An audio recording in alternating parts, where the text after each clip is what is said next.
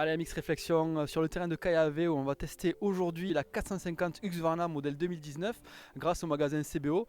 Donc déjà Nico, avant de l'essayer cette moto, qu'est-ce qu'il y a de nouveau? Essaie de nous parler un petit peu de ce que tu penses retrouver sur cette moto là. Voilà, essaye de tout nous dire sur ce nouveau modèle 2019. Ouais, déjà pour replacer les choses dans le contexte, moi je suis un pilote de ligue, j'ai roulé pendant 4 saisons sur une 450 CRF, donc c'est vraiment la seule 450 sur laquelle j'ai pu rouler pendant plusieurs saisons. Là je vais essayer une Husqvarna 450 la 2019, alors c'est vrai que ça donne vraiment envie d'essayer, c'est une moto, elle a été championne SXUS avec Jason Anderson et c'est vrai que quand tu la décharges du camion tu te prends un petit peu pour un champion déjà. Et donc voilà, ça c'était plus pour parler de la partie esthétique et ce que je pense moi de la moto. Avant de l'avoir essayé, vu que j'ai eu des Honda, je sais que c'était des motos très très souples et tout ça. Les Husqvarna, pour moi, c'est complètement différent. C'est plus des motos qui ont de la pêche, un cadre déjà qui n'est pas en alu, cadre acier. Donc je suppose qu'elle est quand même très très fine, assez maniable. Voilà, c'est ce à quoi je m'attends. Maintenant, voilà, pour avoir eu des Honda jusqu'en 2016, je sais aussi que la fourche à air, c'est pas terrible. Là, sur ces motos, c'est une fourche à air qui est complètement différente que celle que j'avais sur mes Honda, c'est sûr. Mais bon, on va voir. J'ai une petite appréhension là-dessus. On verra bien ce que ça donne après avoir roulé. On se retrouve après pour voir ce que tu as pensé de cette moto et peut-être que je vais l'essayer aussi. Donc on va voir tout ça en détail dans quelques minutes.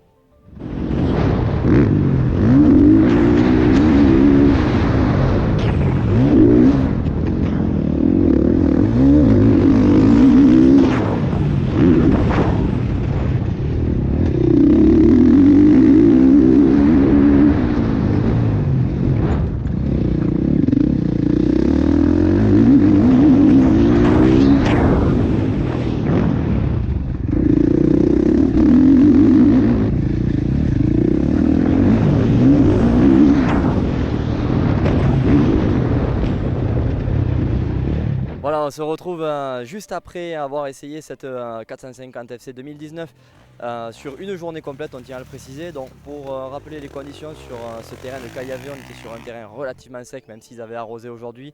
La piste était quand même relativement damée, pas mal de cailloux. Mais voilà, donc pour donner les premières impressions de cette moto, quand j'y suis moi personnellement monté dessus, on se sent de suite à l'aise. Ça c'est typique des KTM et des Husqvarna, elles sont très très bien équipées. En ce qui concerne le poste de pilotage, moi le guidon ProTaper me convient très très bien. Après voilà, c'est vraiment une moto, quand on monte dessus, on se dit qu'on peut faire des compétitions tout de suite avec. Je ne sais pas toi Blaise, ce que tu en as pensé quand tu es monté dessus.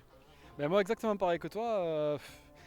Premier avis, j'ai pas été dépaysé, donc moi comme vous le savez certainement, je suis habitué à une 2,5 CRF, donc plutôt sur du Honda. J'ai pas été, on va dire, j'ai trouvé bien, première impression générale bien. Niveau poste de pilotage, commande, tout est bien réglé d'origine. Et voilà, alors maintenant, ben Nico, on va passer à la partie moteur, tu vas nous dire un petit peu ce que tu en as pensé. Voilà, on va essayer de structurer partie moteur dans un premier temps et partie suspension dans un deuxième temps. Ouais, partie moteur, agréablement surpris, j'imaginais une moto très violente. Voilà, c'était l'image que je me faisais des Husqvarna. En fait, pas du tout, c'est une moto, elle en a partout.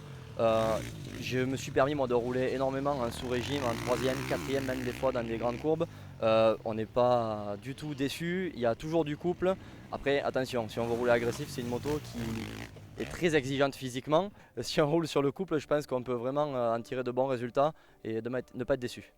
Ouais, j'ai exactement le même avis que toi. Niveau moteur, moi j'ai été vraiment agréablement surpris.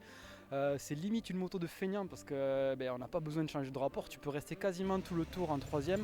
Et quand c'est damé un petit peu comme aujourd'hui, c'est vrai que c'est efficace.